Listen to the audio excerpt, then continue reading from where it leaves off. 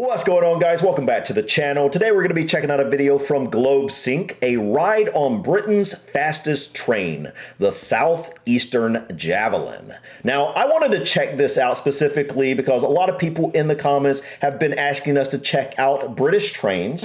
Recently, we did a couple of videos about trains. First, learning about the fastest trains throughout Europe.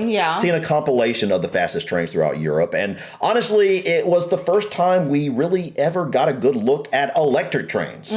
We have very little experience in the US with trains. I'm personally quite fascinated by trains, but I really just don't have much train infrastructure around me. You know, I've rode on the Amtrak, I don't know, a handful of times back and forth between North Carolina and Florida, but I never have. That's generally, you know, my entire experience with trains, honestly, except for I kind of like looking at trains, especially in my hometown when they would come through and whatnot. But neither of us really have much experience with trains. Those are like cargo freight trains. Mostly, So. Beyond the Amtrak that I see every once in a while. But here we really never see trains, honestly. Not much. Yeah, we're in the Midwest. You would think we would see trains more often, but for some reason, it's not the case. Anyways, guys, recently we also checked out the record for the fastest train. Which still stands. Yes, it still stands today, which is pretty incredible. Seeing that video, especially when you saw the camera angle from the back, was like mind-blowing. Yeah, oh my goodness. They were really And you remember when the people were standing on the bridge and the train came through? It was like, oh my goodness, that was insane. But today we're going to be checking out Britain's fastest train. Today I'm riding on Britain's fastest train, the Southeastern Javelin, taking a journey from St Pancras Station in the heart of London down to the quiet town of Ramsgate in the far southeast. I start my journey at St Pancras International, Wow, look at that. one of the many large train terminals of the capital. Wait. Oh, that's a train? No, hold on.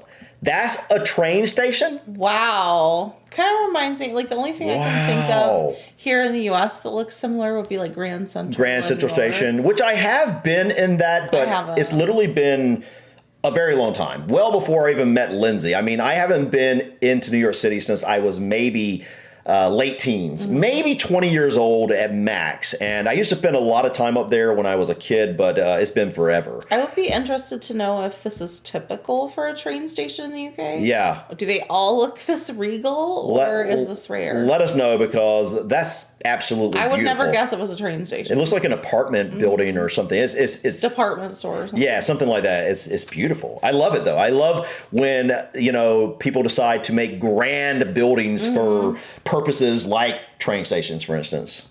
Terminals of the capital.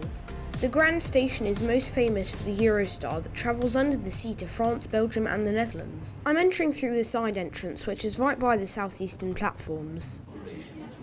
There are plenty of shops around, and the departure boards look very nice. A lot better than the dot matrix displays. It's like an airport, kind of. Other British station has. Which I guess it makes sense. The train is arriving in a few minutes, so it's time to head up to the platforms. Wow, this is nice. It really is. To the left, you can see a Eurostar that's going to Brussels. And here's the train to Ramsgate coming in on platform 12. Wow.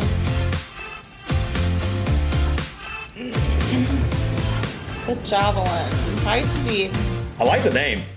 It's a good name for a high-speed train. We depart St Pancras at 12:04 and we'll be stopping at Stratford, Ebbsfleet, Ashford, Folkestone West, Folkestone Central, Dover Priory, Martin Mill, Walmer, Deal, Sandwich and Ramsgate, where this train will terminate.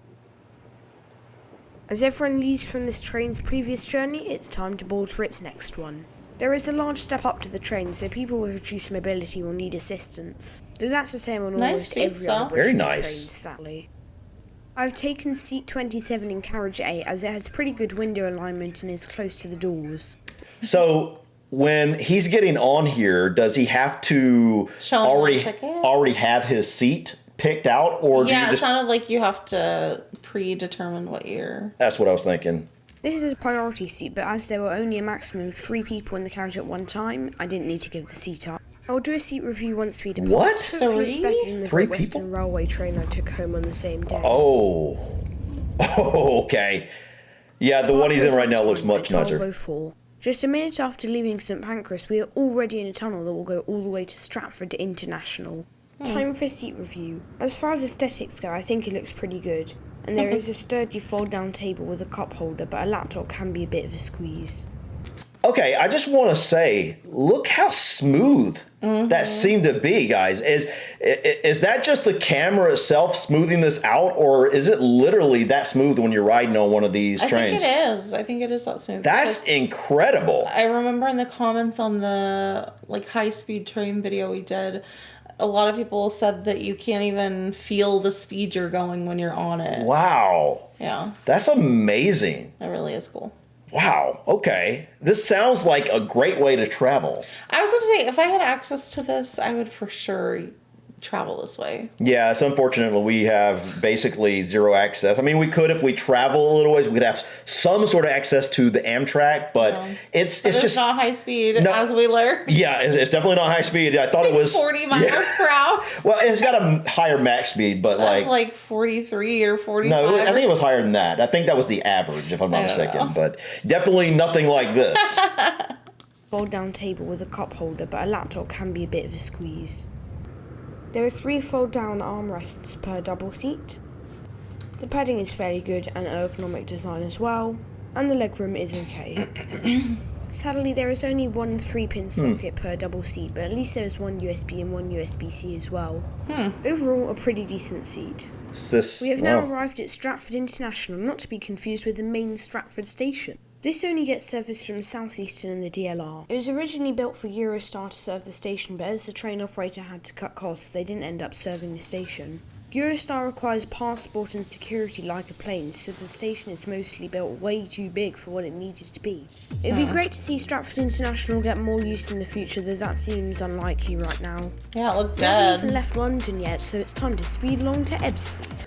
So I'm curious, how long do they generally wait? For example, he was just in Stratford at that train station. How long would they have likely waited for new passengers? That's a good question. Could you actually, do you have enough time to actually get off and go look around, or do you basically? I don't think so. I don't think so either. I'm guessing they would have to basically have 5 minutes or less or something. You'd probably have to be ready to go. And if no one's there waiting, they just take off. Probably. Well, I'm guessing they have to stop even if they don't see anybody. A set amount of time. Because they have to give someone the chance to run from the corner or something to get the train, I'm guessing. Oh, wow. Man. It doesn't even seem like it's going that fast. That's amazing how smooth it is. Surprised how empty these train Ebbsfleet stations are. International, just like Stratford International, was called International without having international service. But unlike Stratford International, it actually used to get service from other countries with Eurostar. But that ended a few years ago for the same reason that Stratford International never got international service. Eurostar didn't have enough money to operate multiple stations in Britain with all the passport checks and security. I'm very sorry for making you unable to hear international ever again. At this point, I remembered there is free Wi-Fi. This is common on almost all British trains, though. I would even say it's worse than lots of other trains as it has a data limit, which I quickly went over by trying to watch a YouTube video that never ended up loading. You can still surf around online after passing the 100 megabyte limit, but at a reduced connection quality. I ended up using data, which worked much better. We're now pulling into Ashford International, another station that Eurostar used to serve. This Southeastern Javelin is made up of 2 6-coach sets coupled together. They will now uncouple and the rear set will form a service to St Pancras, while the front set will continue on to Ramsgate, going through and stopping at lots of towns that don't need 12-coach trains. What? So the train splits in 2? Is that what he's saying? I don't think it splits in 2, does it? Is that what he was saying? Go back a little, I swear. I think that's what I thought he was just saying they were coupled together. Just as we leave. This Southeastern Javelin is made up of 2 6-coach sets coupled together. They will now uncouple and the rear set will form a service to St Pancras, while the front set will continue on to Ramsgate, going through and stopping at lots of towns that don't need 12-coach trains. Hope you're on the right side. Yeah, something that I'm curious about, guys, you got to understand, I have very little experience with trains. Yeah. So, where's the engine at for? Well, it's an electric train. It's an electric train. What am I thinking? I guess. Yeah, it would be. So, wow. So, where's the conductor at if you're uncoupling it? Is the conductor on basically the back end? I was going to say, remember. Yeah. Each end was aerodynamic, so. That's right. So you can uncouple the middle there, and then it drives that way and drives that way. Oh, wow. That's incredible. I know for most of you, this is like just probably normal. Yeah, but like as an American who has a very little experience with trains, this is just pretty incredible, honestly.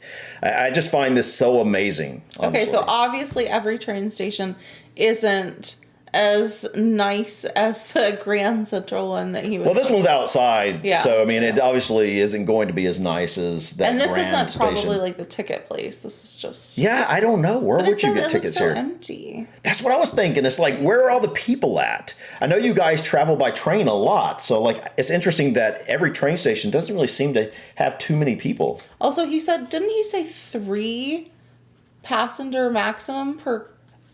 That's what it sounded like. I'm not sure. Was this during COVID? I'm not sure if we were. No, I don't think so. I'm not sure if we were misunderstanding what he was saying. Otherwise, that doesn't. This was fairly recently. I think this was just like 5 months ago. Oh. So yeah. You know, I'm curious, though. He said this used to be like the Eurostar route. Mm-hmm. Did the Javelin basically take that over? I don't know. Serving them. Just as we leave, another Javelin pulls into Ashford, going to St Pancras. And I've got to say, from the outside, the Javelin trains look very good. Yeah, they're nice. Yeah, they do. Though a nice exterior won't hide the fact that the trains are quite shaky and the internal fittings don't seem to be very secure. At this point we leave HS1, Britain's first high-speed rail project linking St Pancras to the Channel Tunnel that the Eurostars run on. This opened in 2009 and was 18% over budget, still amazing compared to the HS2 disaster. Arriving at Folkestone West is a clear sign that after leaving HS1 things are going to get rural. We run at a much slower speed and makes the last leg of the journey take roughly 3 times longer than if HS1 went to Ramsgate. Now it's time to see how clean the toilet is. And the state of it is pretty appalling. I know.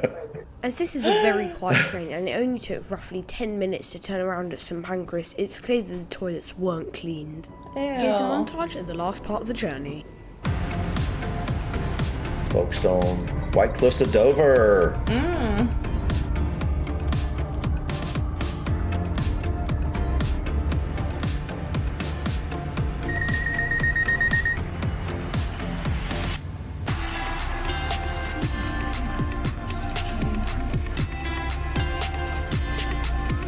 Deal Station. Sandwich Station. Train is for Ramsgate calling at Ramsgate. Next station is Ramsgate. Near Ramsgate Station. And welcome to Ramsgate. I would love to explore the town, but I have to jump right back on this train to get home before 10 PM. If you enjoyed the video and want more videos like this, please consider liking and subscribing. Here's the info from my train journey. Full credit to realtimetrains.co.uk for this amazing info. Link in the description.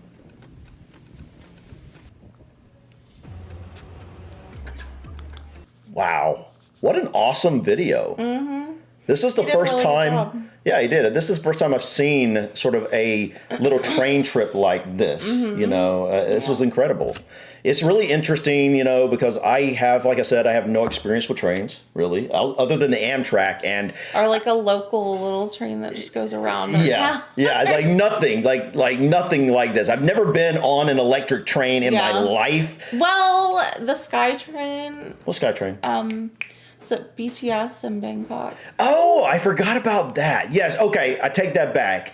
It's kind of like the above ground subway in Bangkok. Obviously, that is totally different in a lot of ways. And I don't know, I guess that was electric. I don't know, was Probably. it? I think At the time, I wasn't even thinking about it. But yeah, you're right. But again, we didn't spend a ton of time on it, and I never really learned anything about it. It was more of like, okay, we're here, we need to get to the other side of Bangkok, so we go... Don't even think about it. And it doesn't even go the entire distance of Bangkok. It's like, it just kind of goes through the heart of Bangkok. You would go in, and if you could get in, and you would be like just holding on, stuck between everyone else. And so I never got the experience of like riding through the countryside on an electric train and like feeling what that felt like to sit down and relax and everything. Remember the time we got separated on it? Yes. Like, did I jump on and you didn't get on in time, or was it vice versa? Yeah, I think I got on and you missed it. Like, it closed right behind me, and we're like, ah! And everybody on the train's probably like, oh. I don't even remember how we ended up like finding each other again, but Yeah, we I don't either. survived. I mean, I guess we called. No, because I don't even think we had minutes Oh, yet. that's right. Like we had just gotten into That's Bangkok, right, and yeah. I don't even think we had our cell phones turned on yet. Yeah. So it was that was extra scary. But it was like, oh my gosh, what do I do? I don't even know if we got our place yet that we're staying. But anyways, guys, that's a survived. whole different story talking about Bangkok. But definitely an adventure we had over there. But yeah, guys, looking at this, just seeing the little bit of the countryside and seeing the different stations and whatnot, it made me realize how much more when we come over to the UK, I'd absolutely love to travel by train. I would too. Like you could see so much of the countryside through that. I'm going to keep the Javelin in mind as a train to get on to travel. It looks like it'd go through a lot of different stops we'd want to stop at. Beautiful countryside. It went past the White Cliffs of Dover, so that's one of them.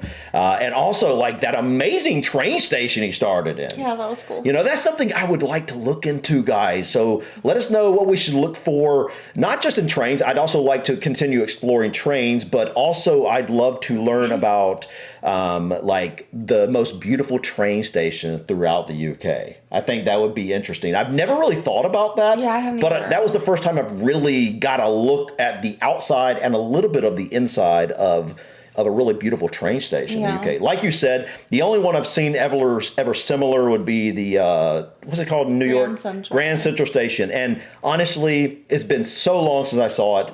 And I don't even barely remember it, honestly. Because it wasn't something I never... In a lot of movies. Right. That's pretty much where I would really remember it. I've been in it before, but I don't remember it. Yeah. But yeah, guys... He did an incredible job with this video. Shout out to him. If you want to check out his channel, link as always will be in the description. But I think that's it for us today. Thank you so much for stopping by. Please click that like button. Feel free to drop your comments or suggestions about this video or others. And don't forget to subscribe, guys, to continue to follow us on our journey to discover anything and everything about the UK and Ireland. Until next time, guys. Peace.